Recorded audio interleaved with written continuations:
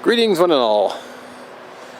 So, I'd planned on going out to the National Forest today, but while I was tying my shoes, I was thinking about the video that I was planning on doing, and I was going to do a fire, but because of the nature of all the videos, I thought I don't really need a fire for what I'm going to do, so I just last minute decided to come to the park.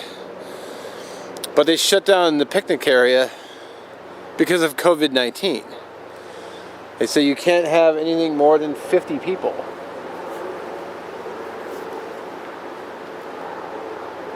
Groups of 50 or more are prohibited. But I wouldn't even dare squeezing 15 people into this tightly packed little area. I mean, you're going to get, yeah, not 50 people. It's crazy. Really hoping this blows over fast, because I couldn't even get a haircut yesterday because of it. They go, oh, we're closed until further notice. Like, okay. Well, anyway, just thought I'd share the insanity.